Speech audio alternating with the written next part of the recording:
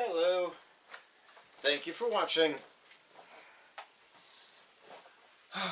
The idea for this video came because I was talking to somebody about what fasting is. And part of that little lesson I gave somebody was talking about how not to fast, what the Bible is not telling us to do when it encourages us to fast. So, now, my video is how not to follow and how to follow the Savior.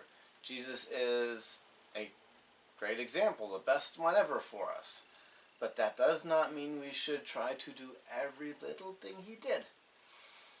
So, fasting. Jesus fasted for 40 days. I'm sure that means for 40 days, constantly no food. Not skipping lunch every day for 40 days, but 40 days no food. I've heard of Christians, it's rare, I'm not saying I've heard of it happening often, but I have heard of Christians who say, well, Jesus fasted for a long time, so I fast for a long time, and they go, I'm not sure if they've hit 40 days, but they've fasted so long that the only reason they didn't die was because of people, putting IV drips in them. You are not really fasting. You can't really say you're not putting anything into your body if doctors are putting IV drips into you to save your body. I'm sure most Christians don't try to fast for 40 days because, well, Jesus is a little different. He has a Father who is God the Father, immortal.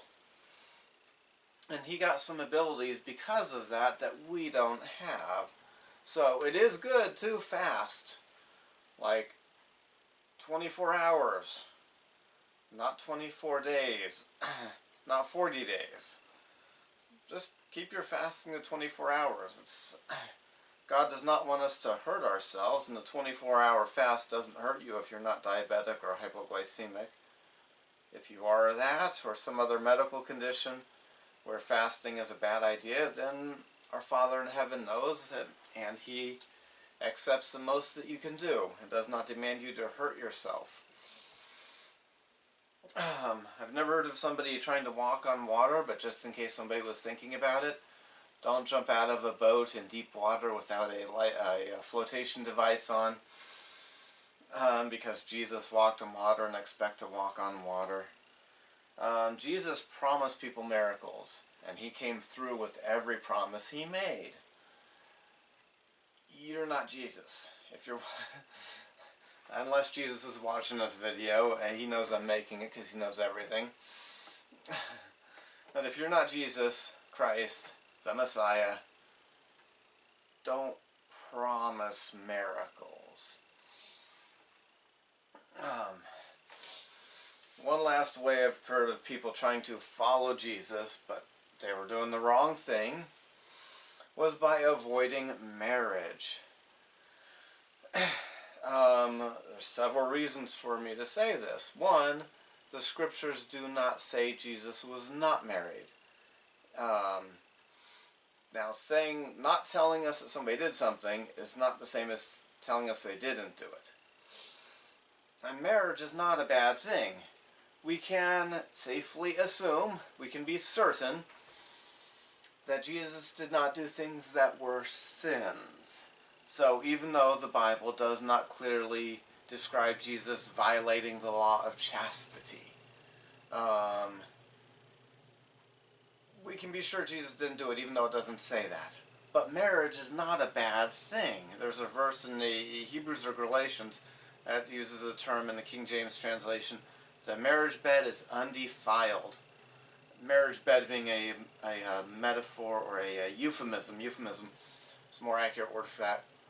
For a husband and a wife having sex. The bed is undefiled. There's zero sin to it. It's okay.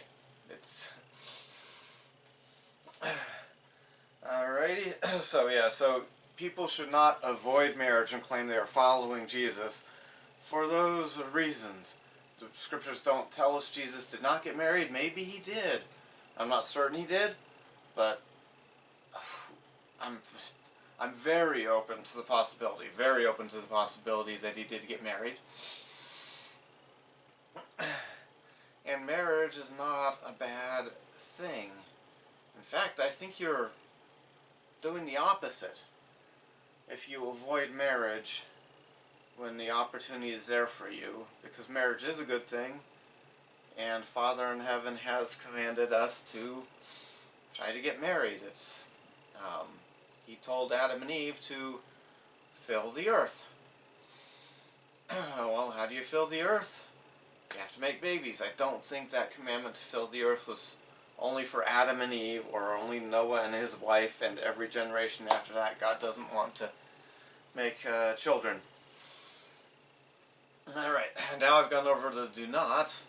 Let's end this video on an up note. Are there things that we should do? Yes, because Jesus was sinless, and he set a perfect example for us. So, what we should and can do to follow Jesus Christ. 1. Get baptized by the proper authority. John the Baptist baptized Jesus Christ. Find a church that has the authority that John the Baptist had to baptize. And then do it. We can pray to the same God that Jesus Christ prayed to.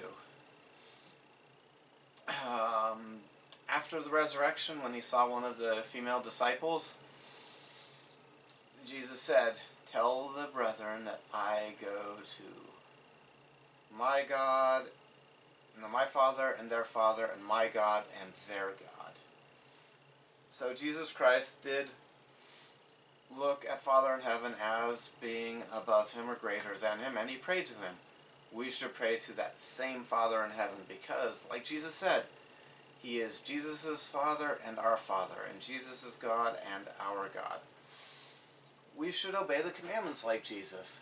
Now, we are humans, we're sinners, we're going to make mistakes.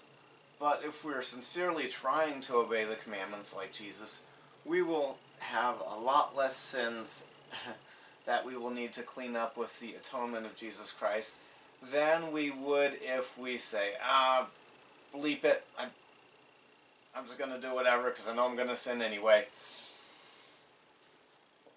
We can have charity. Now, of course, charity as defined in the scriptures is the true love of Christ. Now, here's another one where Jesus is perfect and his charity is perfect, and we have our human weaknesses. But if we're trying to have charity for people, we're going to have more than if we don't. And we can come closer than if we weren't trying. We can hope for miracles. There's nothing wrong with hoping for miracles, because they can happen and do happen. There's something wrong with walking into a hospital room and saying, "Jesus made people rise from the dead. I'm going to do that, I promise it." No, but there's nothing wrong with walking into a hospital room and saying, "Jesus performed great miracles, he might do one here, let's pray together." Even somebody who has the priesthood should be hesitant about promising great miracles, or maybe not even, let's say, not promise great miracles. I have the same priesthood that Jesus had, because Jesus Christ gave it to Peter, James, and John, and Peter, James, and John gave it to Joseph Smith and Oliver Cowdery, and Joseph Smith and Oliver Cowdery gave it to somebody who gave it to somebody who gave it to me. There's a chain there I could look up as somewhere, it's written somewhere. But Jesus was better at using it, so I'm not going to make promises to people like Jesus made. Helping people. Jesus spent time helping people. We can do that.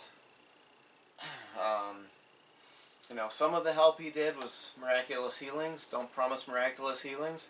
But some of what Jesus did was talking to people. One of the complaints of the Sadducees and Pharisees was that Jesus talked to publicans, which is another name for Roman tax collectors, and sinners, and harlots. He talked to them. So we can talk to people that, their life isn't perfect. We can talk to them like Jesus did. That's an example we can set.